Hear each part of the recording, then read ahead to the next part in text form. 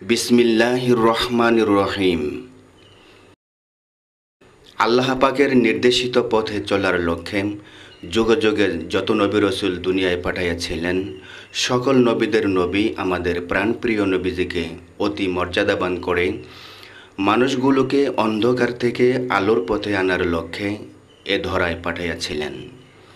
এই লক্ষ্যে রাসূল সাল্লাল্লাহু আলাইহি ওয়াসাল্লাম নবীজির বাল্যজীবনের উপর বয়ান পেশ করছেন। আলেমে দ্বীন, যিনি সারা বাংলায় ওয়াজ করে খ্যাতি অর্জন করেছেন, সুললিত কণ্ঠস্বর ইসলামী চিন্তাবিদ, সুনামধন্য আলেমে দ্বীন হজরত মাওলানা তোফাজ্জল হোসেন। স্থান আমিনবাগ জামে মসজিদ, ঢাকা। আর এর মধ্যে এমন এক মাস তার সাথে জড়িত হয়ে গেল যার নাম হলো রবিউল। এটার মধ্যে প্রেম লাগানো, বৈশাখের মধ্যে কাল লাগানো, আর এই রবিউল আউয়ালের মধ্যে কি লাগানো? প্রেম। যার প্রেমে কুল কায়নাত। আজকে আল্লাহ বুঝি কাল বৈশাখীতে প্রেম কার কত আছে ঢাকা শহরে বুঝি আল্লাহ দেখতে চান। যে নবীর প্রেম ভালোবাসায় কুল কায়নাত, এ নবীর প্রেম ভালোবাসা নিয়ে যারা আল্লাহর ঘর মসজিদে আসছেন,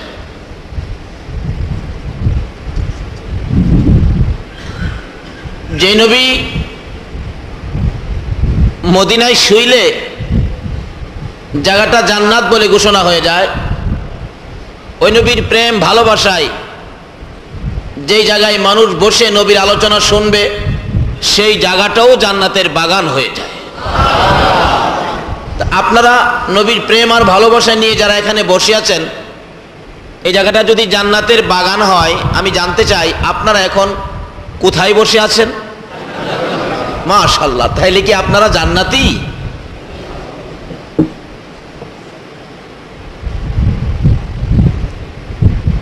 প্রশ্ন আসতে পারে, হুজুর কোন কি এত সহজে আমরা জান্নাতের বাগানে যাইতে পারবো? পারবো কি? আমরা তো আসলামই। কারণ যে নবীর উম্মত আজকে রবিউল আউয়ালে মাহফিলে হযরত আদম আলাইহিস সালাতু সালাম থেকে শুরু করে ঈসা নবী পর্যন্ত সকল নবী রাসূলের জীবনী খুলে দেখুন, কোন নবী রাসূলের উম্মতের জন্য বেহেশতের দরজা আমার আল্লাহ খোলা রাখে না। কিন্তু আমরা যে নবীর উম্মত, যার প্রেম ভালোবাসায় আজকে এই বাগানের মেহমান হয়েছেন, ওই নবীর উম্মতের জন্য 12 মাসের মধ্যে একটা মাস জান্নাতের দরজা খোলা, এমনকি জাহান্নামের দরজা বন্ধ। বলুন তো এই মাসটা কোনটা? রমজান। এই তো জানেন, জানলেই তো ভালো। শুধু কি তাই? আমার নবী যেদিন মেরাজের সফরে যান, সফরের শেষ পর্যায়ে আল্লাহ বলেন, জিবরাইল আমার বন্ধুকে জান্নাতগুলো দেখিয়ে দাও। নবীজি জান্নাত দেখবেন তো ঘুরতে ঘুরতে দেখতেছেন, হঠাৎ দেখে একটা জান্নাতের বারিন্দার মধ্যে হযরত ইদ্রিস আলাইহিস সালাতু সালাম খুব খুশি মনে বসা। রাসূল বলেন, ইদ্রিস তুমি এখানে? হুজুর আমি পানি খেতে আইছিলাম তো, এত মজার পানি আর বাহির হয় নাই, এখানে থাকো, বারিন্দার মধ্যে কেন, ভিতরে যাও না। ইদ্রিস আলাইহিস সালাতু সালাম বলেন, ইয়া রাসূলুল্লাহ প্রত্যেকটা বেহেশতের গেটের মধ্যে লেখা আছে আখিরি নবী উম্মত নিয়ে না আসা পর্যন্ত কারো জন্য বেহেশতের দরজা খোলা হবে না। আমি তো বারিন্দাতেই থাকি হুজুর, ভিতরে যাইতে পারি না। শুধু কি তাই? আজকে যেই নবীর আগমনের চাঁদে আলোচনা শুনতে আসছেন, এই নবীর উম্মতের জন্য আমার আল্লাহ নিজে বেহেশতের টিকিট কাটে। 10 জন নবীর আশেক, নবীর উম্মতের জন্য আমার আল্লাহ নিজে 10টা টিকিট কাটছেন। অথচ আর কোন নবী রাসূলের উম্মতের জন্য আল্লাহ নিজে টিকিট কাটে না। প্রশ্ন আসতে পারে, হুজুর এখনো কি সেই কাউন্টার খোলা আছে? এখনো খোলা। যদি আপনারা ইচ্ছা করেন টিকিট একটা করে আজকে কাটতে পারবেন, রাজি আছেন তো? কিন্তু সময় দিতে হবে 9:30 পর্যন্ত। নাকি বাসায় চলে যাবেন? যান, কারো ইচ্ছা থাকে যান, দরজা খোলা আছে। কিন্তু জানেন না এই বাড়িতে, এই বাসায়, এই শহরে কতদিন থাকবেন? আপনার আমার মতো বহু লোক এদেশে থাইকা সাদা কাফন নিয়ে মাটির সাথে মিশে গেছে। এমন এক সময় আমাদের আসবে কিনা বলুন তো? যুবকরা হয়তো ভাবতেছে হুজুর আমরা এখন যাবো না, কারণ দাদাই তো এখনো যায় নাই, দাদা যাইবো তারপরে বাবা যাইবো তারপরে সেন আমরা যাব, এরকম হয়তো ভাবতে পারে যেহেতু বিজ্ঞানের যুগ। এরকম ভাবাটা সঠিক হবে না। বাস্তবে বুঝতে গেলে আমার বাড়ির দিকে লক্ষ্য দিতে হয়। আমার বড় ভাই ছোট্ট ছোট্ট 5টা বাচ্চা, হঠাৎ স্ট্রোক করলেন, দল্লাম হসপিটালে নিব। আমার চিল্লানিতে ভাই 2টা চোখ খুলে আমার দিকে তাকাইলেন, চোখ 2টা বন্ধ, ঠোঁট 2টা কাঁপতেছে, কি যেন বলবেন কিন্তু কই বলতে তো পারলেন না। আমার হাতের মধ্যে মাথাটা ছেড়ে দিয়ে দুনিয়ার থেকে বিদায়। বাচ্চাগুলো এতিম, 4 দিন 5 দিন পর পর বাড়িতে গেলে আমার ছেলেটা দেখলে দৌড়ায় আসে, আব্বু আইতেছে। আমার ছোট্ট 2টা ভাতিজা দৌড়ায় এসে সামনে দাঁড়ায় জিগায়, কাকা গো আমরার আব্বু কি আর আসবে না? বাসায় যাবেন, বহু মানুষ এই বাড়িতে এই দেশে থাইকা এখন কবরে, আমরাও তাহলে একদিন কবরে যেতে হবে। বলুন কথাটা সঠিক কিনা? তাহলে আজকে যে আল্লাহ আমাদেরকে রবিউল আউয়ালে নবীর আগমনের চাঁদে আমাদেরকে কবুল করেছেন, নিশ্চয়ই আমরা ভাগ্যবান মায়ের সন্তান। আমরা যখন মায়ের পেটে ছিলাম, মা আমাদেরকে পেটে নিয়ে এই নবীর উপর দুরূদ শরীফ পড়ছিল। ওই তাসির যাদের গায়ে আছে তারা আজকের মাহফিলে শরীক হবে, কেউ বাসা বাড়িতে থাকতে পারবে না।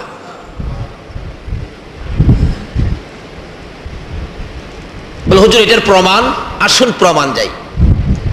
গাউসে পাক আব্দুল কাদের জিলানী রহমাতুল্লাহ আলাইহি মার পেটে ছিলেন, মা কোরআন শরীফ পড়ছিলেন।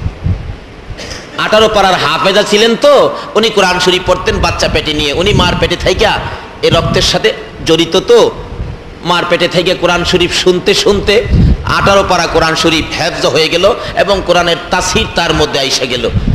4 বছর বয়সে মাদ্রাসায় পাঠাইছে মা, কোরআন শরীফ শিখবে, আল্লাহ আল্লাহ রাসূলের প্রেম ভালোবাসা শিখবে। উস্তাদ সবক দেন আউযুবিল্লাহি মিনাশ শাইতানির রাজিম বিসমিল্লাহির রহমানির রহিম, আর ছাত্র পড়ে আউযুবিল্লাহ বিসমিল্লাহ সূরা ফাতিহা সূরা বাকারা। উস্তাদ তো আশ্চর্য, কয় কিরে যাইতে যাইতে যাইতে যাইতে 18 পারা শেষ করে কে হুজুর এবার এর পরের থেকে সবক দেন। কেন? এই তাসিরটা মায়ের পেট থেকে মার আমল ছিল। আজকে যেই মার আমলে দুরুদ আছে, ওই মায়ের সন্তানেরা নবীর আশিক পাগল হয়েছে। নবীর দুরুদের আওয়াজ কানে শুনলে আর বাড়িতে থাকতে পারবে না। তাহলে 9:30 পর্যন্ত আজকের মাহফিলে সময় দিতে আপনারা রাজি আছেন? তো কে কে রাজি একটু হাত তুলে দেখান তো দেখি। মাশাআল্লাহ। আসুন। ছেড়ে দে নৌকা মাঝি যাব মদিনায়, বলুন ছেড়ে দে নৌকা মাঝি। এই এত নরম সুরে কয়ে যাই যাবেন মদিনায়, একটু শক্তি দিয়া কর না। ছেড়ে দে নৌকা মাঝি যাব মদিনায়, বলুন ছেড়ে দে নৌকা মাঝি। দিনে রাইতে কান্দে নবী উম্মতের মায়ায়, দিনে রাইতে কান্দে নবী উম্মতের মায়ায়। ছেড়ে দে নৌকা মাঝি যাব মদিনায়, ছেড়ে দে নৌকা মাঝি। আল্লাহ নামের পাল তুলিয়া নবীর নামে নাও বাসাইয়া, প্রেম সাগরে ঘুরতে আছি তুলে নাও নাই, প্রেম সাগরে ঘুরতে আছি তুলে নাও নাই। ছেড়ে দে নৌকা মাঝি যাব মদিনায়, ছেড়ে দে নৌকা মাঝি। দিনে রাইতে কান্দে নবী উম্মতের মায়ায়, দিনে রাইতে কান্দে নবী উম্মতের মায়ায়। ছেড়ে দে নৌকা মাঝি যাব মদিনায়, ছেড়ে দে নৌকা মাঝি। আসুন রওনা হই মদিনার দিকে, যাইতে রাজি আছেন না? এর মধ্যে সময়টা আগে মঞ্জুর করেন, 9:30 পর্যন্ত রাজি আছেন তো? আল্লাহ তুমি কবুল করো, সকালে বলো না আমিন। যাই হোক, বলতেছিলাম আমরা জান্নাতের বাগানে যে নবীর উম্মতের জন্য আল্লাহ 10টা টিকিট নিজে কাটলেন, যে নবী উম্মত নিয়ে না যাওয়া পর্যন্ত ইদ্রিস নবীর মতো নবী জান্নাতের বারিন্দায় বেহেশতে যাওয়ার অনুমতি নাই, দরজা খোলা হবে না। সেই নবীর উম্মত করে যে আল্লাহ আজকে পবিত্র রবিউল আউয়ালে ঈদে মিলাদুন নবীর মাহফিলে আসার বসার তৌফিক দিলেন, সে আল্লাহর শুকর আদায় করে সকলে একবার বলুন আলহামদুলিল্লাহ। আওয়াজটা আর একটু গর্জিয়াস হলে বলা হয়, নবীর আগমনে আপনারা খুশি না বেজার? কোন কোন ব্যক্তি আছে এদেশে, আমাদের দেশে, তারা খুশি হয় না, বেজার হয়। কারণ ঈদকে খুশি, ঈদে মিলাদুন নবী বললে তারা সহ্য করতে পারে না। তাহলে বোঝা গেল তারা নবীর আগমনকে খুশি, এদের কাছে ভালো লাগে না, খুশি হইতে চায় না, এরা বেজার থাকে, এরা ঈদে মিলাদুন নবী মানে না। আমরা যারা ঈদে মিলাদুন নবী মানি, ঈদ অর্থ তো খুশি। আপনারা কি নবীর আগমনে খুশি না বেজার? তাহলে খুশির সহিত আরেকটু জোরে আবারও বলুন আলহামদুলিল্লাহ। মাশাআল্লাহ, এই তো সুন্দর আওয়াজ হয়েছে। আচ্ছা জবাব দেন তো, আমরা আলহামদুলিল্লাহ বলে শুকর আদায় করেছি কার? তাই নাকি? কোন আল্লাহ? আল্লাহ চিনেন তো? যার দেশে থাকি, যার জমিনে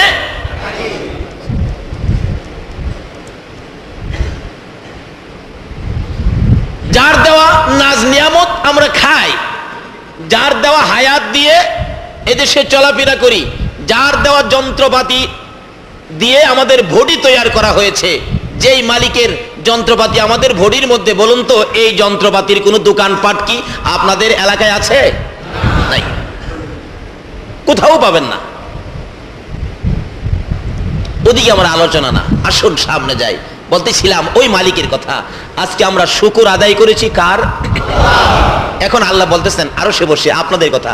এই ফেরেশতারা, একটা শব্দ শুনলাম রে, সম্মিলিত কণ্ঠে কিছু মানুষ আল্লাহ বলে ডাক দিল। ফেরেশতারা কই হ্যাঁ দিল তো। কোথায়? এটা তো শান্তিনগরে। ফেরেশতারা বলতেছেন আচ্ছা আল্লাহ কি দেখে না কোথায়? প্রশ্ন আপনারা করতে পারেন জ্ঞানী সমাজ, যে হুজুর এটা কেন বলবে ফেরেশতারা, বা আল্লাহ কেন জিগাইবেন কোথায়? আল্লাহ তো দেখে, দেখাও অনেক সময় জিগায়। মুসা নবীর হাতে ছিল লাঠি, তারপরও আল্লাহ জিগায় অমা তিলকা বিয়ামিনিকা ইয়া মুসা, এই মুসা তোর হাতে কি? আচ্ছা মুসা যদি কইতো তুমি দেহ না কি? কথাটা কি মুসা যদি কইতো কথাটা কি অযৌক্তিক হইতো? এই অভ্যাস কিন্তু আমাদেরও আছে, কি বলেন? দেখবেন বাজারে যাইতেছে চাচা বুড়া মানুষ, বাতিজা বাজার থেকে আইতাছে ভ্যাগ ভর্তি বাজার নিয়া, রাস্তায় দেখা হলে জিগায় চাচা বাজারে যাইবেন? চাচা যদি বলে ব্যাগ নিয়ে কি বাজারে যায় না, মানুষ অফিসে যায় নাকি? এই অভ্যাস কিন্তু আমাদের আছে। আল্লাহ জিগায় ফেরেশতারা, একটা আল্লাহ নামের শব্দ অনেক মানুষের কণ্ঠে কোথায় রে আওয়াজটা হলো? ফেরেশতারা বলেন এটা তো শান্তিনগর মসজিদের মধ্যে আপনার নবীর প্রেমার ভালোবাসা নিয়ে আপনার কিছু মহব্বতের বান্দা বসে শুকর আদায় করেছে আপনার, তারপরে আল্লাহ বলে ডাক দিয়েছে। আল্লাহ বলেন শোন, তারা আমার আল্লাহ কইছে তো? বলে হ্যাঁ কইছে তো। তাহলে তোরা না একদিন বলছিলে যে এই জাতি নাকি আমারে আল্লাহ বলবে না, কি এখন যে আমার আল্লাহ কইলো? সুবহানাল্লাহ। এই ফেরেশতারা শোন, তোরা না একদিন বলছিলে এই জাতি আমারে আল্লাহ বলবে না, কিন্তু তারা তো এখন আমারে আল্লাহ বললো, এখন কি? কি ফেরেশতারা এখন মাথা নিচে দিয়ে লাইছে। আবার বলুন না শুকর আদায় করেছি কার? আল্লাহ কয় শুনছস কি কয় তারা? ফেরেশতারা শোন, মাথা নিচে দিস না। এই যে আমার বান্দারা মানে আল্লাহ কইলো, আমার যে কত ভালো লাগতেছে জানোস? কেমন লাগতেছে বাস্তবে? আসুন, আপনাদের শান্তিনগর এলাকায় কোনো এক মা খুব আদর করে একটা ছেলেকে লালন পালন করতেছে, কিন্তু মার দুঃখ একটাই, 30 বছর বয়স, বিবাহ শাদী করাইলো, 30 বছরের মধ্যে ছেলেটা মাকে একদিন মা বলে ডাক দিল না। আচ্ছা এই অবস্থা যদি হয় কোনো ফ্যামিলিতে, মার মনে ব্যথা আছে কিনা কন্ত? আজকে মাহফিল থেকে বাসায় যায় রাত্রে 10টায় যদি ডাক মারে মা মা, আজকে ওয়াজ থেকে বুঝছি তুমি কেমন জিনিস। বলুন তো আশপাশি বাসায় সকালে ওইটা মা এই খবরটা দিবে কিনা? বাসায় যায় বলবে খালাম্মা শুনছেন 30 বছর পরে আমার পোলায় আজকে যে আমার কেমনে মা কইলো, কি কমু আপা শুনছেন, চাচি শুনছেন? এই মা বলার সাথে সাথে আমার কলিজাটা একবারে শান্ত, এমন কি 30 বছরের ব্যথা একটা ডাকে দূর হয়ে গেছে। আমার আল্লাহ বলেন আরে দুনিয়ার মানুষ, মায়ের মতো একটা দরুদ যদি একটা ডাকে কলিজা ঠান্ডা হয়, 30 বছরের ব্যথা অন্তর থেকে দূর হয়ে যায় রে। একটা মায়ের চাইতে কোটি কোটি গুণ বেশি দয়া রে আমি আল্লাহ। আমার ঘরে মসজিদে বসে রবিউল আউয়াল চাঁদে নবীর ভালোবাসার মালা গলায় লইয়া মাহফিলে বসে যারা আমাকে আল্লাহ আল্লাহ বলে ডাক দিয়েছো, ও ফেরেশতারা আমার কত ভালো লাগতেছে, আমার বড় খুশি লাগতেছে।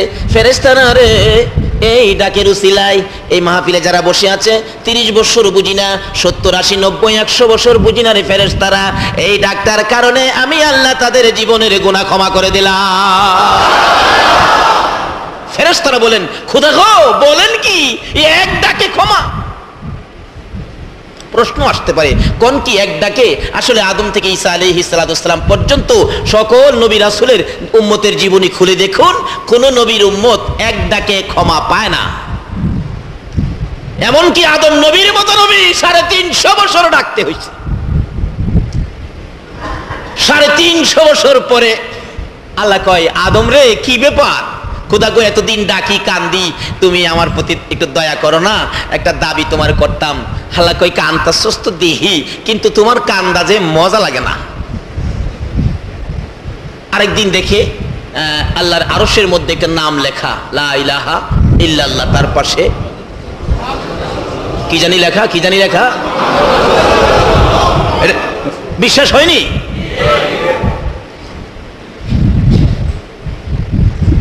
যে আদম নবী একদিন তার সন্তানদের সামনে ওয়াজ করতেছেন।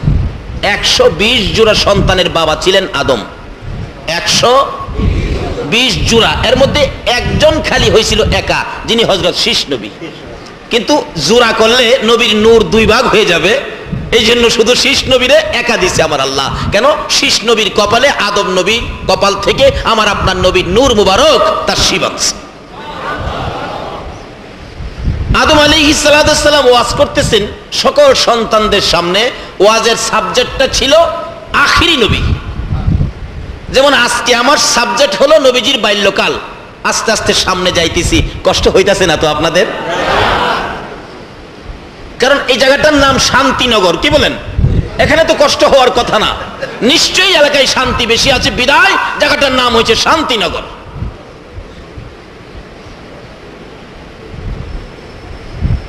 আদম নবী ওয়াজ করতেছেন, সাবজেক্ট হলো আখিরি নবী। 3.5 ঘন্টা ওয়াজ করলেন। ওয়াজের পর শীষ নবী মাঝখানে দাঁড়ায় বলতেছেন, আব্বা আদম, ব্যাপারটা বুঝি না, কেন কবে আখিরি নবী আসবে? ওই আখিরি নবীর আলোচনা 3.5 ঘন্টা করলেন, কিন্তু আপনি নবীর কথা তো একবারও বললেন না। আদম নবী কয়, বাবা শীষ, জানোস না কিচ্ছু, খালি করস ফিস ফিস। কোন কি? আরে আখিরি নবীর সাথে আমি আদমের আলোচনা কি করব? আমার তো প্রশ্নই আসে না। ওই নবীর উম্মত যারা হবে রে শীষ, ওই নবীর উম্মতের মধ্যে এমন কতগুলো গুণ থাকবে, গুণের নাম্বার বলেছে আদম নবী 5। ওই নবীর উম্মতের মধ্যে এমন 5টা গুণ থাকবে, যে 5টা গুণ আমি আদম নবীর মধ্যে নাই। শীষ নবী বলেন, আব্বা বলেন কি? আশ্চর্য কথা। হ্যাঁ, কোন কি? এত গুণে গুণান্বিত হবে আখিরি নবীর উম্মত। কি বলেন? এই গুণ আমাদের মধ্যে থাকা দরকার আছে কিনা? হ্যাঁ, আখিরি নবীর উম্মত মিয়া, ফাইনাল নবী, শ্রেষ্ঠ নবী, এই নবীর উম্মতের মধ্যে থাকবে না, থাকবে কার মধ্যে? কিন্তু আজকে যে আমরা এই গুণের রাস্তার মধ্যে নাই, বিধায় আজকে বিশ্বজুড়ে বিজাতিদের হাতে মুসলমানগুলি মার খাচ্ছে।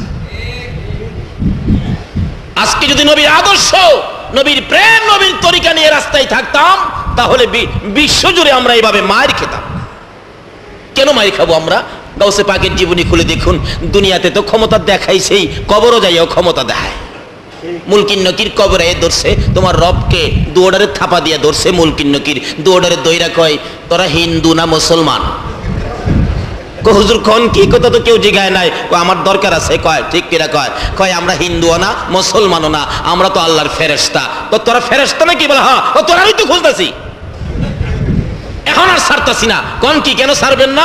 কই তোরা আমার বাবা আদম নবীকে যখন সৃষ্টি করতে চাইছিল আমার আল্লাহ, তোরা নিষেধ দিতে কি লেগা? খবর হইছিনি?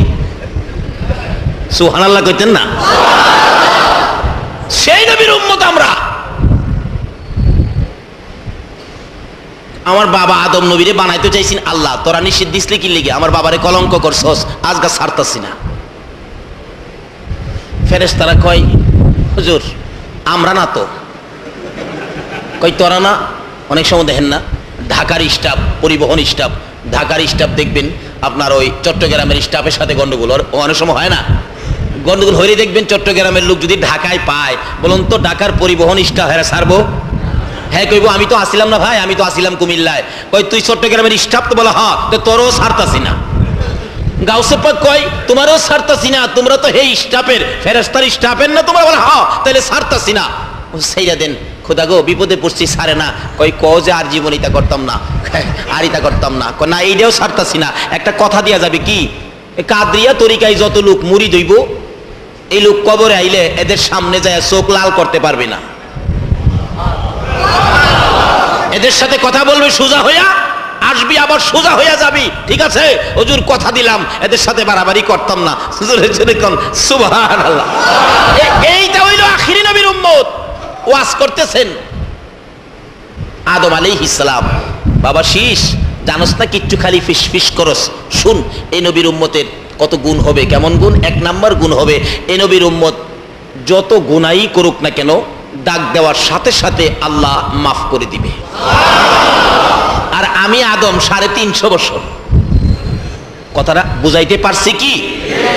2 নাম্বার গুণ, এই নবীর উম্মত যেখানে বৈশা গুনাহটা করছে এখান থেকে ডাক দিলেই মাফ, আর আমারে সারা পৃথিবী ঘুরাইছে। 3 নাম্বার গুণ, ওই নবীর উম্মত যত গুনাহই করুক না কেন তাকে বাড়ি থেকে বাহির করে দিবে না, কিন্তু আমারে বেহেশতের থেকে বাহির করে দিছে।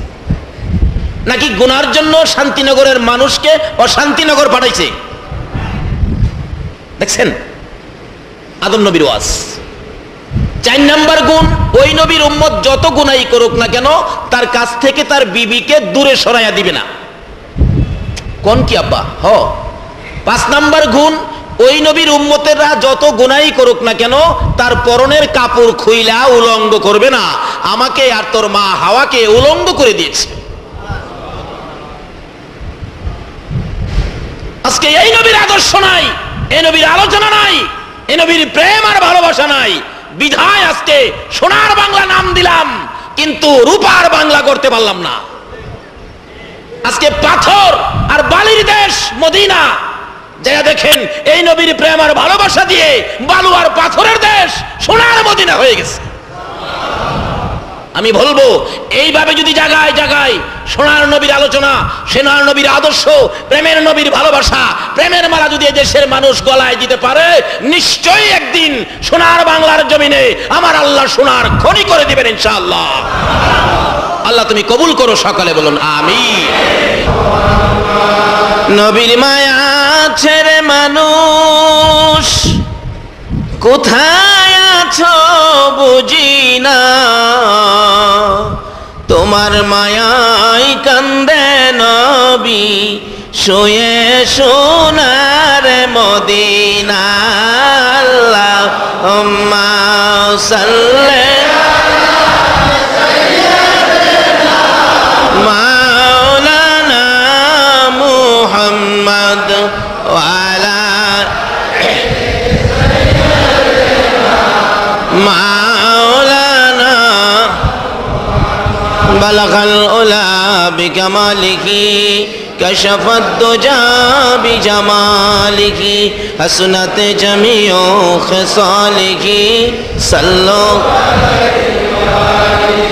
এবার শীষ নবী বলেন, আব্বা আদম পয়েন্ট তো বুঝলাম, 5টা গুণ বুঝলাম, তবে একটা কথা বলি কি, আপনারে তো ফেরেশতারা সেজদা করছে, আদম নবী আপনারে তো ফেরেশতা সেজদা করছে, আখিরি নবীরে কি ফেরেশতারা সেজদা করব? আদম নবী কই বেটা আগেই তো কইছি কিছুই বুঝোস না, খালি ফিস ফিস কামাহা করস, বেটা সেজদা হি আমারে করছে। আচ্ছা মসজিদে যারা নামাজ পড়েন সেজদা কি মসজিদরে করেন? সেজদা কারে করেন? তো মসজিদ আয়া সেজদা করেন কারে? আদম কই এই শীষ ফিস ফিস করস বেটা, দেখতে মনে হয়েছে শুনতে মনে হয়েছে সেজদা আমারে করছে, হাকিকতে সেজদা আমারে না রে, আমার কপালে আখিরি নবীর নূর জুলাইত ছিল, সেজদা হাকিকতে আখিরি নবীকে করা হয়েছে। শীষ নবী কই এইবার বুঝাইছে,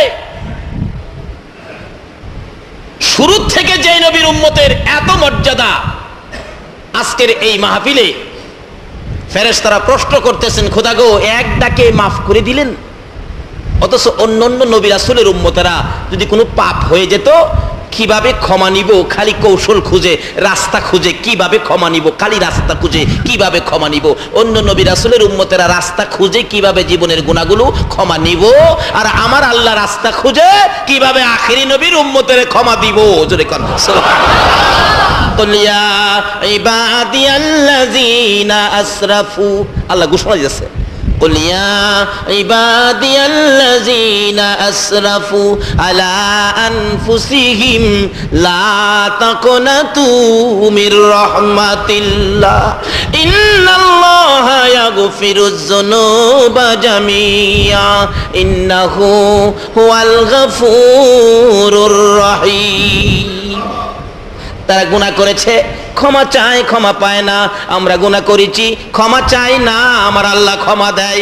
আমার আল্লাহ বলেন, ফেরেশতারা রে, তারা আমার যেই বন্ধুর উম্মত, আমার বন্ধু রে 63 বছর জিন্দেগি, বন্ধুর চোখের থেকে উম্মতের মায়ায় পানি দূর হয় না।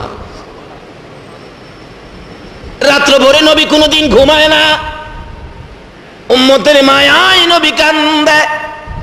পেট ভরে নবী কোনোদিন খানা খায় না, উম্মতের মায়ায় কান্দে। আমার নবী যেদিন মেরাজের সফরে রওনা হবেন, আমার আল্লাহ নির্দেশ করেন, জিবরাইল রে, আমার বন্ধুকে নিয়ে আসো, আজকে আমার বাড়ির মেহমান। ও জিবরাইল, জান্নাত থেকে বুরাক নিয়ে যাও। বুরাক নিয়ে রওনা হবেন। আমার আল্লাহ বলেন, জিবরাইল রে, আমার বন্ধু উম্মতের মায়ায় কান্দে রে, জীবনে কোনোদিন ভালো পোশাক গায়ে দেয় না। জিবরাইল, আমার বন্ধু মেহমান হয়ে আসবে, এই তালি দেওয়া পোশাক আরশ বহনকারী ফেরেশতারা দেখবে, আকাশের ফেরেশতারা দেখবে রে, জান্নাতের হুরবালারা দেখবে। না না, আমি এটা সইতে পারবো না, আমার বন্ধুর জন্য জান্নাত থেকে সুন্দর পোশাক নিয়ে যা, পোশাক সহ বুরাক সহ। জিবরাইল যখন নবীর দরবারে হাজির হলেন, লম্বা ঘটনা, হুজুর উঠুন, পোশাক গায়ে দেন, জান্নাতি পোশাক, বেড়াইতে যাবেন। আমার নবী পোশাকের দিকে তাকাইয়া দুইটা চোখের পানি জর জর করে ছেড়ে দিলেন। জিবরাইল, এত সুন্দর পোশাক আমার জন্য আনছো, আমার উম্মতেরা পাইবনি। জিবরাইল বললেন, হুজুর আপনি বেড়াইতে যাবেন, আপনার জন্য বাজেট, আপনার উম্মতের জন্য নয়। আমার নবী দুইটা চোখের পানি ছেড়ে ছেড়ে বলেন, জিবরাইল রে, এই পোশাক যদি আমার উম্মতের জন্য বাজেট না হয়, আমি রাসূল গায়ে দিব না। জিবরাইল, এই পোশাক আমার কাছ থেকে দূরে নিয়ে যাও, আমার উম্মতের ব্যথা লাগে রে, আমি সইতে পারি না। আমার আল্লাহ বলেন, জিবরাইল রে, আমার বন্ধুর কানে খবর দে, আমার বন্ধু নাশিক যারা হবে, আমার বন্ধুর পাগল যারা হবে, আমার বন্ধুর কথা মতো যারা চলবে, আমার বন্ধুর উম্মত যারা হবে, জিবরাইল আমার বন্ধুরে জানাইয়া দে, এই পোশাক নয়, এর চেয়ে আরো সুন্দর পোশাক আমার বন্ধুর উম্মতের বাজেট দিয়ে দিলাম। দয়ালো নবী প্রেমের ছবি আর আসবে না জগতে, আমার দয়ালো নবী প্রেমের ছবি আর আসবে না। হাসর দিনে উম্মত বিনে, হাসর দিনে উম্মত বিনে যাবে না নবীজি বেহেশতে। দয়ালো নবী প্রেমের ছবি আর আসবে না জগতে, আমার দয়ালো নবী প্রেমের ছবি আর আসবে না। 63 সাল জিন্দেগি কাছে বলে উম্মতি, 63 সাল জিন্দেগি কাছে বলে উম্মতি, এখনো কান্দে শুয়ে মদিনাতে নবী, এখনো কান্দে শুয়ে মদিনাতে। দয়ালো নবী প্রেমের ছবি আর আসবে না জগতে, আমার দয়ালো নবী প্রেমের ছবি আর আসবে না। আমার আল্লাহ বলেন, ফেরেশতারা যে নবী উম্মতের জন্য এত কান্দা, এত কষ্ট করেছে, সে নবীর উম্মত আমার একবার ডাক দিলেই আমার ইচ্ছা হয় তাদেরকে মাফ করে দিতে। এটা বরকতটা কিন্তু আমরা না, বরকতটা হলো রবিউল আউয়াল চাঁদে যিনি আসছিলেন, যার শানে আজকের মাহফিল, এই নবীর বরকতে এক ডাকে আজকে মাপ পেয়ে গেলাম।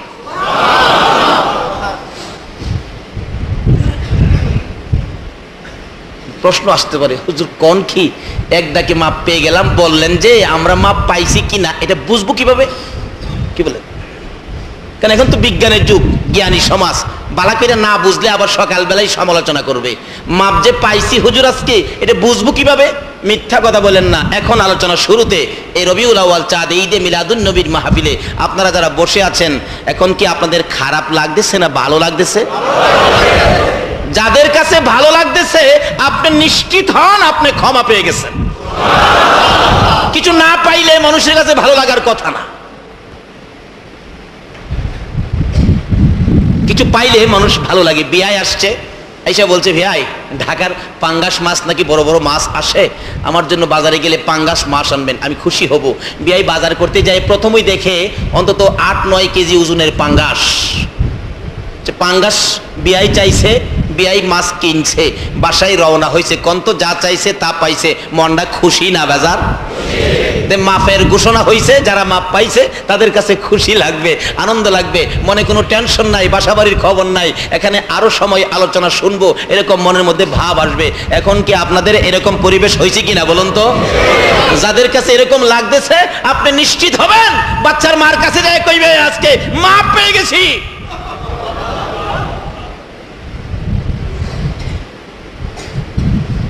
দুই চারজন হয়তো এরকম থাকতে পারেন, হুজুর আমরা তো এরকম বুঝতেছি না, ভালো লাগে না, না লাগে, এরকম একটা ভাব বুঝতেছি না, তাইলে আমরা কি, আমি বলবো তাইলে আপনার ভেজাল, মাপ পান নাই।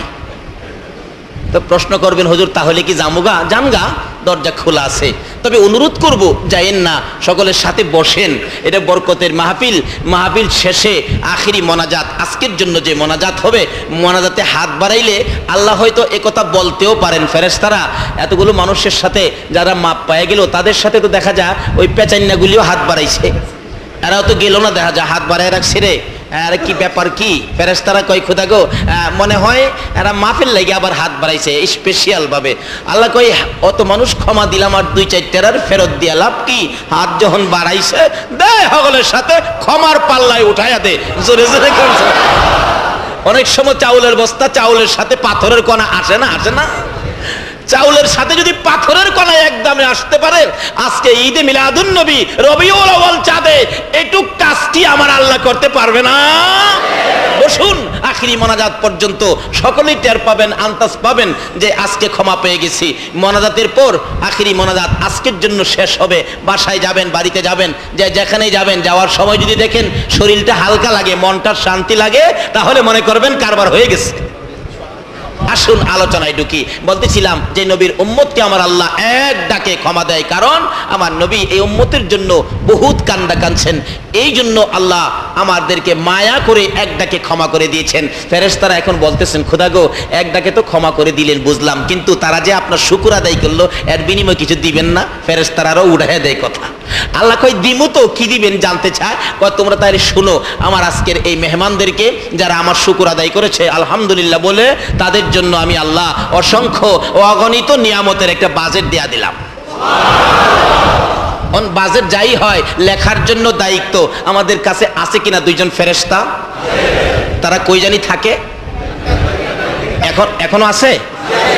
দোকানে যাওয়ার সময়, অফিসে যাওয়ার সময়, বেজাল করেন সময়, মাপে কম দেওয়ার সময় থাকে? থাকে? আমার তো মনে থাকে না। থাকলে আবার বেজাল করেন কেমনে?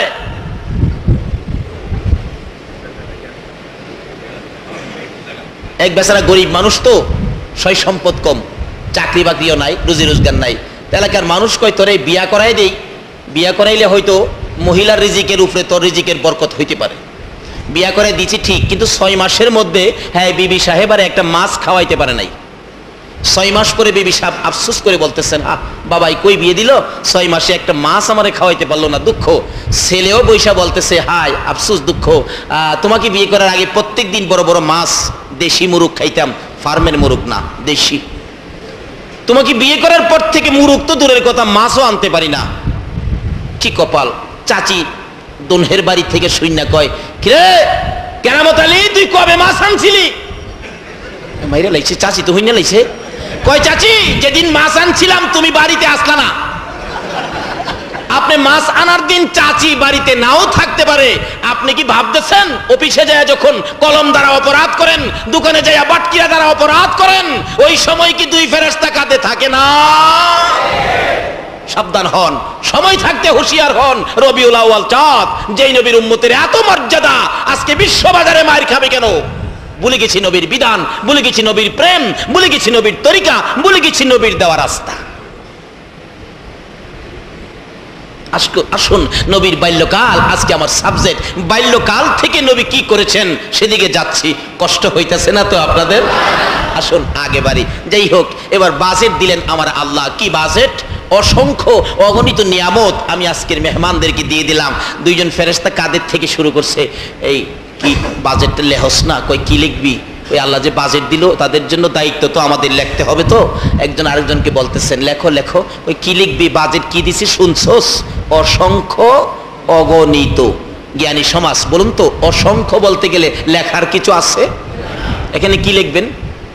অসংখ্য অগণিত। কি লিখবেন? দুইজন টুনটুনি করতেছে। আল্লাহ কই টুনটুনি করস কে? কই টুনটুনি করবো না। কি বাজেট দিলেন? অসংখ্য অগণিত, সংখ্যা নাই গণনা নাই। এই রবিউল আউয়াল চাঁদে যে দিলেন, এটা কি আমরা লিখবো কি? এটা তো বুঝতে পারতেছি না। আমার আল্লাহ কই মিয়ানে আশেকে মাশুকে রমজিস কিরামান কাতিবিন রাহাম খবর নিস। ফেরেশতারা রে, আজকের এই চাঁদে আমার বান্দাদের বাজেট। রে ফেরেশতারা, এই রবিউল আউয়াল চাঁদে আমার এই বান্দাদের বাজেট দিলাম রে, যে বাজেটের খবর কিরামান কাতিবিন জানবে না। কোন কি আমাদেরকে লেখার দায়িত্ব দিলেন, আমরা জানবো না? তাহলে এগুলি হিসাব কিতাব আমাদের কাছ থেকে নিবেন না? আল্লাহ কই এত মাতবুরি করিস না, হগল হিসাব তোরার দেওয়া লাগতো না, আমিও বুঝে নিব। কেন বুঝে নিব? বাস্তবে আসুন না। আচ্ছা বলুন তো, আমরা যে নবী পাইলাম, এই নবী কি শেষ কিনা? নাকি নবীর পরে আরো নবী আইব? নবী শ্রেষ্ঠ নবী এবং শেষ নবী, শ্রেষ্ঠ নবী শেষ নবী। আচ্ছা বলুন তো, শ্রেষ্ঠ খেলাটা, শেষ খেলাটা বিশ্বকাপের খেলার মধ্যে এটা কোন খেলাটা কই আমরা? ফাইনাল। ফাইনাল। আচ্ছা ফাইনাল খেলার পর কি আর খেলা আছে?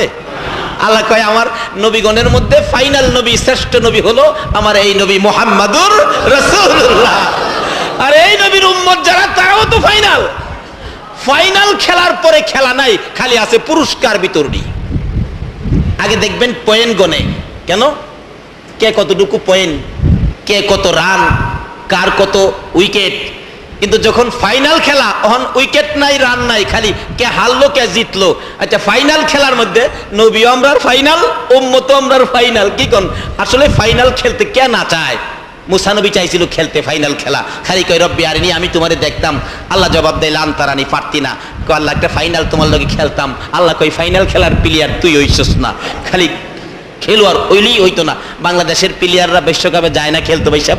আচ্ছা কোন তো বাংলাদেশের প্লেয়াররা যাওয়াবেলা দেখবেন মন্ত্রী মিনিস্টাররা এয়ারপোর্টে যায়, জিগায় বাবারা যাইতেছেন যে কেমন মনে করেন, আপনারা কি কতটুকু কি করতে পারবেন? কই আশা তো করি চ্যাম্পিয়ন হব। দুই চারটে খেললা লুড়ালে বাড়িতে করে আশা কে না করে মিয়া? মুসা নবী আশা করে খুদারে দেখতো। আল্লাহ কই পারতি না। কই তোমার কইলেই খালি কেউ পারতাম না, একদিন দেখা দিয়া দেখো না পারি কিনা। এটাও তো যুক্তিসঙ্গত, কি বলেন? দেখা দিয়া দেখো না পারি কিনা। আল্লাহ কই মুসা তো বড় পটফুটি করে, যা তুর পাহাড়ে যাইস দেখা দিমু। সকালবেলা আত্মুখ দিয়ে গিয়ে বেরিয়েছি দেখতো আল্লাহ 70,000 নূরের পর্দার ভিতর থেকে একটা পর্দা উঠায়া সুইয়ের মাথা পরিমাণ ছেদ্র দিয়া নূরের জলক তুর পাহাড়ে মারলে পাথর পুইরা ছাই, মুসা বেহুশ। তাই ফাইনাল খেলতো গেছে। আল্লাহ কই মুসা রে, হ্যাঁ মুসা, হ্যাঁ তোর আল্লাহ রে কেমন দেখছস? কই কি এর দেখলাম, কি যেন বিজলি মারলো, আমি তো বেহুশ হই। আল্লাহ কই এটা তুই পারতি না, এটা খেলাটা খেলবো আমার বন্ধু আখিরি নবী, শ্রেষ্ঠ নবী, শেষ নবী ফাইনাল খেলা খেলবে। যেই খেলা দেখে আমার আল্লাহ নিজে আশ্চর্য হইয়া কোরআন শরীফে সুবহান শব্দ উচ্চারণ করেছে, করে নাই? সুবহানাল্লাযী আসরা। এই খেলা আমার আখিরি নবী ছাড়া কেউ পারবে না। তাহলে সেই নবীর উম্মত আমরা, নবীও ফাইনাল, উম্মতও ফাইনাল। আর কিসের হিসাব কিতাব? বাজেটের কোনো হিসাব জানানোর দরকারই নাই। আল্লাহ বলেন ফাইনাল খেলার মধ্যে যারা জিততে পারে তারা চ্যাম্পিয়ন পাবে, আর যারা হাইরা যাবে তারা রানার্স আপ পাবে। আমরা যেই পর্যায়ের মেহমান, কেউ হবেন চ্যাম্পিয়ন, আবার কেউ হবেন রানার্স আপ। ফেরেশতারা কি হিসাব করতো? জোরে জোরে কোন সুবহানাল্লাহ। ফেরেশতাদের মাথা একটু গরম, বুঝি না বাজেট দায়িত্ব লেখার আমাদের, আপনি লেখার দায়িত্ব দিলেন না, হিসাব কিতাব কি করবো না করবো। আচ্ছা ঠিক আছে, আপনি না কইলেও আমরা নেতা আছে, সকল ফেরেশতার নেতা আসেনি, আসেনি নেতা জিব্রাইল ডেকে কয়, জিব্রাইল কি একটা খবর যে জিগাইতাম আপনারে, কি খবর? খবর হলো আজকে একটা বাজেট হলো। অহন কইতাছে একটা বাজেট যে হইল, অসংখ্য অগণিত এই আখিরি নবীর উম্মতের রবিউল আউয়াল চাঁদে বাজেট দিল। এটা ব্যাপারটা বুঝতে পারতেছি না, গণনার অবস্থাটা অসংখ্য অগণিত, বুঝি না ব্যাপারটা, মাথায় আসে না। জিব্রাইল কই, তোরার মাথায় কি আইতো? আমি যে তোরা সর্দার, আমারই তো মাথায় না। কোন কি? হ্যাঁ কি ব্যাপার? আমরা তো বুঝি না আজকের বাজেট। জিব্রাইল কই, আমি বুঝি না, আরো আগের বাজেট। কেমন? একটা রাত্র দেওয়া হয়েছে নবীর উম্মতেরে, আপনাদেরকে আমাদেরকে কি বাজেট? যার নাম লাইলাতুল কদর। জিব্রাইল বলেন এই রাত্রের বাজেট ছিল 1000 মাসের চাইতে বেশি। এই ফেরেশতারা শুন, পেটপিটি করস খামাখা। আমি যে জিব্রাইল সর্দার, 1000 পর্যন্ত আমি বুঝলাম, 1000-এর পরে যে বেশির কথা কইলো, এটা যে কত বেশি আমি জিব্রাইলও জানি না। জোরে কন্না সুবহানাল্লাহ। সকল ফেরেশতারা কই, কোন কি আপনি সকল ফেরেশতার সর্দার হয়ে জানেন না এই বাজেট? তোদেরকে জানা দরকার নাই, আমার ইচ্ছা মতো আমি বাজেট দিলাম। ফেরেশতা জিব্রাইলের কাছে জানতে চাইলে জিব্রাইল বলতেছেন, তোরা কি জানবি, আমিও তো জানি না। কই, আপনি সর্দার হয়ে জানেন না? এবার জিব্রাইল বলতেছেন, বলছস তো ঠিক, আমি জানি না সর্দার হইয়া, দাঁড়াও আমি কিছু জানি না, লই খোদা গো, ও খোদা কি এভাবে যে বাজেট দেন, আমি তো সর্দার, কিছু জানা দরকার, আমারে কিছু জানাইবেন যেন ফেরেশতাদের কাছে বলতে পারি। আল্লাহ কই, জানবি? কই, হ্যাঁ জানতাম তো, 2 রাকাত নামাজ পড়, তোরে জানাই দিব। জিব্রাইল 2 রাকাত নামাজে দাঁড়াইছে, 2 রাকাত নামাজ, 1 রাকাতে 20,000 বর্ষ, 2 রাকাতে 40, সালাম ফিরাইছে। প্রভু, হ্যাঁ লম্বা নামাজ, আর কি কেউ পড়তে পারবে? পারবে না। এই লম্বা নামাজের নেকি কি দুনিয়ার কেউ পাবে? আল্লাহ বলেন হ্যাঁ। নামাজ পড়তে পারবে না, নেকি পাবে হ্যাঁ। নামাজের বেলা না, নেকির বেলা হ্যাঁ। খোদা গো, জিব্রাইল কই, এটা কে, এই নেকিটা কে পাবে, এত লম্বা নামাজের নেকি? আল্লাহ কয়, আমার আখিরি নবীর উম্মতেরা পাবে। জিব্রাইল বলেন, মাবুদ এখন তো আরো বুঝি না, নামাজের বেলা না, নেকির বেলা হ্যাঁ। আমার আল্লাহ বলেন, জিব্রাইল রে কিছুটা বুঝা যা। কিভাবে বুঝবো? শোনো, তুমি 40,000 বছরে 2 রাকাত নামাজ আদায় করেছো আখিরি নবীর উম্মতের বাজেট জানার জন্য। আর আমার ওই আখিরি নবীর উম্মতের রে জিব্রাইল 2 মিনিটে 2 রাকাত নামাজ আদায় করবে আমি আল্লাহকে খুশি করার জন্য। তোমার বাজেট জানা, 40,000 বছরে যত নেকি পাইছো, আমার বন্ধুর উম্মতেরা 2 মিনিটে 2 রাকাত নামাজ আদায় করবে আমাকে খুশি করার জন্য। 2 মিনিটের 2 রাকাত নামাজের বিনিময় তোমার 40,000 বছরের চাইতে বেশি নেকি আখিরি নবীর উম্মতেরে দিয়ে দিলাম। জিব্রাইল কই, খোদা গো আর দরকার নাই, বুঝে আইছে সেই নবীর উম্মত আমরা, যাদের ব্যাপার ফেরেশতারাও বুঝা শেষ করতে পারে না। আর শুন, সেই নবীর আগমনের চাঁদ এই রবিউল আউয়াল, সেই রবিউল আউয়াল চাঁদে আজকের আলোচনা, আমার সাবজেক্ট হলো নবীজির বাল্যকাল। কি বলেন, নবীজি কি একবারেই কি বড় হয়ে গেছিল? আস্তে আস্তে। আমাদের বাল্যকাল কোন দিকে আর নবীর বাল্যকাল কোন দিকে? আসুন আলোচনার মধ্যে বুঝি, তাহলে আমাদের দেশের বালকগুলো, আমাদের দেশের তরুণগুলো নবীর আদর্শে যদি আদর্শিত হতে পারে, ইনশাআল্লাহ এই দেশ সুন্দর হয়ে যাবে, এই দেশ ভালো হয়ে যাবে। আইন করে, দিবস করে মানুষকে সভ্য করা যাবে না। ওই দয়ার নবী, মায়ার নবীর চরিত্রের, মায়ার নবীর বাল্যকালের কিছু জিনিস যদি আমাদের দেশের এই বাল্যকাল, এই বয়সটা যদি বাল্যকালের বাচ্চাদেরকে, এই কালে এই বয়সের বাচ্চাদেরকে, তরুণদেরকে বুঝাইতে পারি, নিশ্চয়ই আমাদের দেশ শান্ত হবে, সুন্দর হবে, পরিবেশ ভালো হবে, নবীর প্রেমের নিশান উঠবে। নবীজির এমন একটা সময়ের কথা এই আয়াতের মধ্যে আল্লাহ নিজে বলতেছেন, বন্ধু গো, একদিন মক্কা নগরীতে তোমাকে এতিম রূপে দেখেছি। বলুন তো, আমার নবীর দুনিয়াতে আসার সময় ওনার বাবার কোলে ওঠার সুযোগ কি ওনার ছিল? কিন্তু আল্লাহ আবার বলতেছেন, বন্ধু দেখতে দেখা গেছে এতিম, কিন্তু তোমাকে দুনিয়ার সাধারণ এতিমরা যেইভাবে কষ্টে লালিত পালিত হয় এরকম একটা কষ্টের অংশ আমি তোমাকে বুক করতে দেই নাই।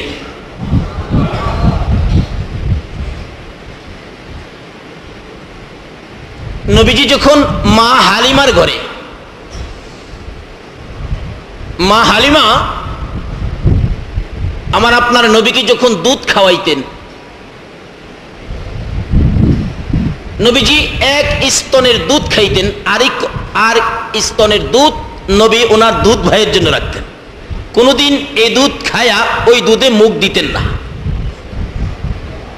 কিন্তু এটা সাবজেক্ট না, সাবজেক্ট হলো নবীজিকে এতিমের অবস্থা নবীকে বুক করতে দেওয়া হয় নাই। আমরা তো এতিম হইলে একটু বড় হইলে কেউ লাথি মারে, কেউ ধাক্কা মারে, আবার কোনো মানুষ আছে এতিম সুযোগ পাইলে বাড়িঘর থেকে বাইর কিনা এই বাড়িটা আত্মসাৎ করে, এরকম আছে কিনা বলুন তো? আল্লাহ বলেন, বন্ধু গো, তোমার বাবা নাই বলে তুমি কিন্তু অসহায় না। এতিম তো অসহায়, তুমি কিন্তু অসহায় না, তোমার পক্ষে রয়ে গেছি আমি আল্লাহ।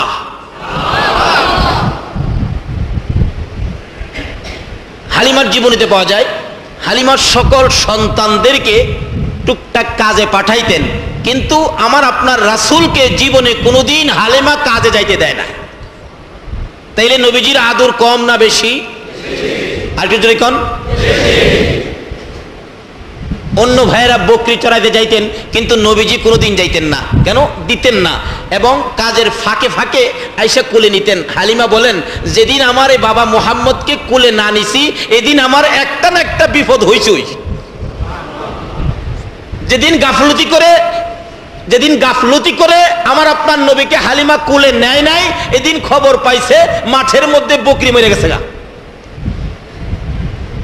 আল্লাহ কই, বন্ধু গো, তোমার আদর এত বাড়াইলাম, অথচ এতিম। আচ্ছা, একদিন নবীজি বলতেছেন মা, দুধ মাকে, মা আমি আমার ভাইদের সাথে একটু মাঠে যাই। হালিমা বলেন, না বাবা, তুমি মাঠে গেলে আমি সহ্য করতে পারবো না, তুমি মাঠে যাই না। না, আমার মন চাইতেছে যাবো মাঠে। উনি মাঠে গেলে চেহারা কত সুন্দর, আল্লাহু আকবার কন্যা।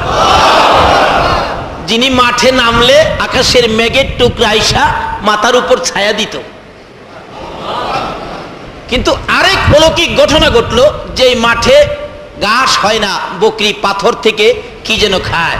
কিন্তু যে রাস্তা দিয়ে শিশু নবী আমার আপনার নবী মাঠে গিয়ে চারদিক দেখতে আসছে, এত সুন্দর। উনি কে? তার দুধ ভাই বলেন, আমার দুধ ভাই, বাড়ি তো মক্কাতে। সকলে দেখতে আসেন, চারদিক দিয়ে ঘেরাও করে। দেখা গেল নবীজি যে জায়গাটা হাঁটেন, যেদিকে হাঁটা যাইতে চান, এই পায়ের কদম মুবারক ফালাইলে, পিঠের পাওটা উঠাইলে এই পায়ের নিচ থেকে বরকতের ঘাস বাহির হয়। এই ঘাস দেখে বকরিগুলো দৌড়ায় আসে, আইসা একটা কামড় ঘাস খাইলেই বকরিগুলো সঙ্গে সঙ্গে মোটা তাজা হয়ে যায়। এই অবস্থা হয়ে গেল এলাকার মাঠের মধ্যে। সারা রাখালেরা বকরি নিয়ে এসে গেলেন এখানে, চারদিকে দাঁড়ায় এসে নবীজি হাটে, পায়ের নিচ থেকে বরকতের ঘাস বাহির হয় আর বকরি খায়া মোটা তাজা হয়। এই করতে করতে সন্ধ্যা হয়ে গেছে, কিন্তু কোনো রাখাল বাড়িতে যাওয়ার ইচ্ছা নাই। আজকে সেই নবীর আলোচনা আয়োজন শোনার জন্য বসে আছেন, আপনাদের কি বাড়িতে যাওয়ার ইচ্ছা আছে? যাবেন কিছুক্ষণ পর। এই করতে করতে কিতাব বলেন সন্ধ্যা হয়ে যায়। যে দেশের সন্ধ্যায় বাঘ ভাল্লুক বাহির হয়, আমাদের দেশের সন্ধ্যায় পিস্তলওয়ালা বাহির হয়, হাইজ্যাকার বাহির হয়। যে দেশের সন্ধ্যায় বাঘ ভাল্লুক বাহির হয়।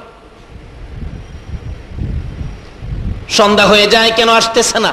গার্জিয়ানরা দৌড়ে যায়, কেন রাখালেরা, আমার আদরের ছেলেরা, আদরের সন্তানেরা কেন বাসায় আসে না, বাড়িতে আসে না? দৌড়ে যায়, দেখে ঘেরাও করে আছে রাহমাতাল লিল আলামিন নবী, আল্লাহর বন্ধু, যার উসিলায় কুল কায়নাত। এই নবীজি হাঁটতেছে, পায়ের নিচে গাছ বাহির হয়, বকরি খায়, মোটা তাজা হয়। এ কাণ্ড কারখানা দেখে আমার আল্লাহ বলেন, বন্ধু গো, মানুষের কাছে দেখাইলাম তোমার এতিম, ইচ্ছে করলে তোমার বাবাকে রাখতে পারতাম, রাখি না, কারণ হলো তোমাকে এতিম বানাইয়া দুনিয়ার জগতে ছেড়ে দিলাম, দেখি তোমার নি কেউ ভালোবাসে। অলিমুদ্দি কলিমুদ্দি সলিমুদ্দির মা বাবা থাকতে পারে, আমার নবীর বাবাকে কি রাখতে পারতো না আমার আল্লাহ? কারণ দেখি তোমার এনি ভালোবাসে, এর লেগে এই বয়সটা তোমাকে এতিম করে দিলাম, কিন্তু একবারে তুমি অসহায় না, আমি আল্লাহ যে তোমার জন্য আছি। দেখে দেখে বলেন গার্জিয়ানেরা, ও না খালেরা, ছেলেরা, বাবারা শোনো, তোমরা কি বাসায় যাবে না, বাড়িতে যাইবা না? জবাব দেন, তাকায়া দেখো, এমন একটা বালক হাঁটলে পায়ের নিচ থেকে গাছ বাহির হয়, কত সুন্দর চেহারা দেখছো। প্রিয় শ্রোতা মণ্ডলী, নবীজির বাল্যজীবনের উপর এতক্ষণ আমরা শুনলাম প্রথম পর্ব। এবার আমরা শুনব বাকি অংশ, দ্বিতীয় পর্ব।